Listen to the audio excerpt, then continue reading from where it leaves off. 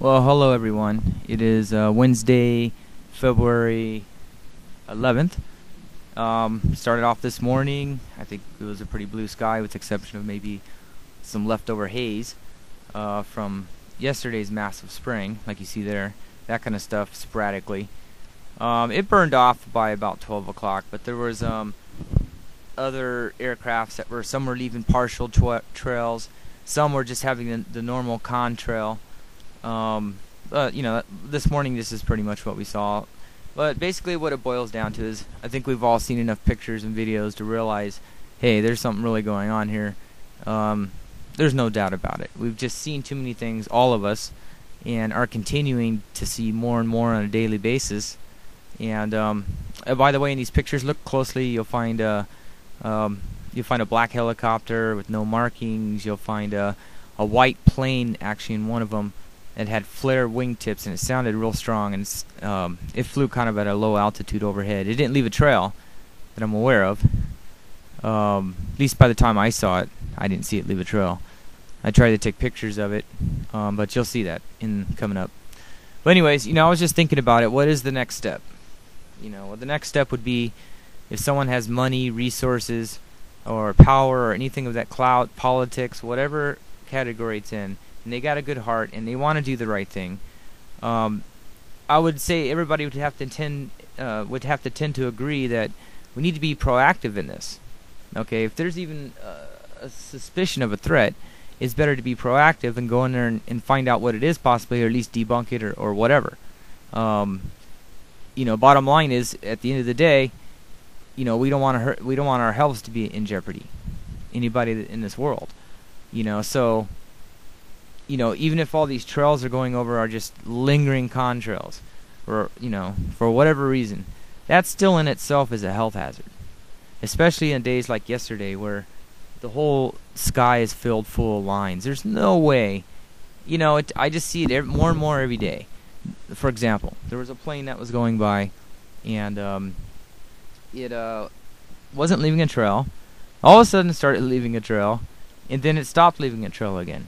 And I see that all the time, like this picture right here. It's blue sky, some planes go by, some lines drift in. That's looking over towards southeast right there. But normally it comes from the west, I'm noticing, most of the time. It's either coming from the west and or, spraying over this section. I've only been at it for about 4 months, so I don't think I have all the routine down, but I'm trying.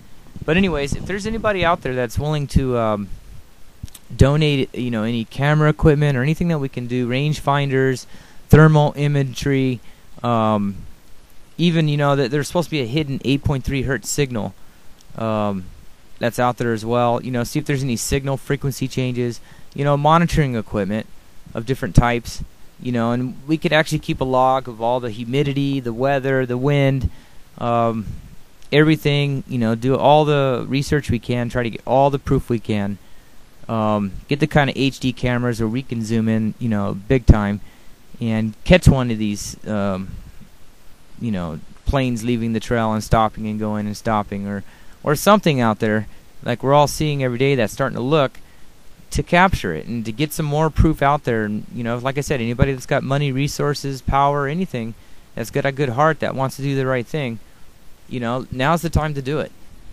I lost my business and everything due to the economy. If I would have known then what I know now, I most definitely would go out and buy the equipment necessary to do this the right way. Blue skies like this, and before you know it, madness comes in. And if you notice too, I want to bring up one other thing too. If you notice, like off in the distance there, you see all this white haze that's toward the bottom. Sometimes that is so bad. I remember there's a time when I would actually thought I saw, the middle of the day, it was impossible for there to be fog, but I actually think I saw like a light fog or a haze or something that was rolling through on ground level. This was on ground level. I think whatever this stuff is, it comes down to a really, really low level at times, for whatever reasons. Then we have a couple cases like one in Utah, and actually I personally had an experience with this last year. where this yellow dust or whatever came through and stuck to the cars and stuck to everything. And I just had a person that informed me of that in Utah as well. And I guess Utah is a big place for spraying right now as well as everywhere else, I guess. But this is the word I'm getting, is they had the biggest spray they've ever had yesterday. But anyways, if there's anybody out there that would like to donate, some monitoring equipment, we can maybe start a non-profit organization, use that as a write-off for you, and we can start our own independent investigations. We'd be able to pay to have lab tests done for whatever, fibers, chemicals, whatever. Get some air tests done using filtration and stuff, trying to get some samples there, sample the rain when it comes down. There's a lot of things we can do, but it takes money, time, and resources. I'm willing to put in the time if someone else is willing to contribute as well. And we can start off as small or as big as you want at this rate. I'm out of work right now. I'd basically work on this full time if I had the capability at this point. Otherwise, do it for yourself. Get all your own equipment together. It's the only way we're going to be able to create enough solid proof. But then at the same time, you have all these events that are happening in the world. Alaska's got the volcano. Talking about birds falling from the sky in Maryland. We're talking about bird flu. Still people still dying from that around the world, and getting it. We're talking major earthquakes for L.A. supposedly, Los Angeles. We're talking mega tornadoes here. We're talking flooding there. I mean, there's just so much happening in the world. We're having a global food shortage. We're having an economy collapse. CNN and everybody says that we're going to have a likely, this is their words, a nuclear biological attack likely by 2000, I think they said 13 or 12.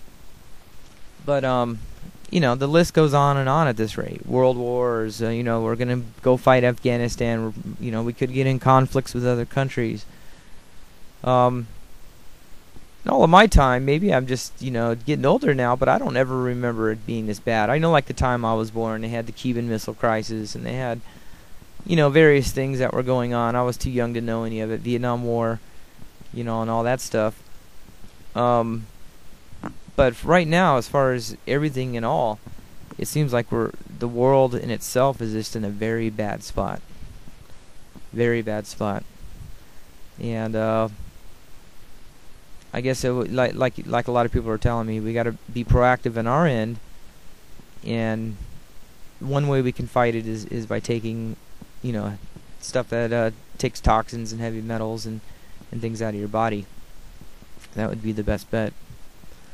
But anyways, thanks for listening to my rambling here. I guess I've talked for quite a while, so everybody take care, and appreciate you watching my video. And like I said, we'll try to get some more fancy ones coming, but for now,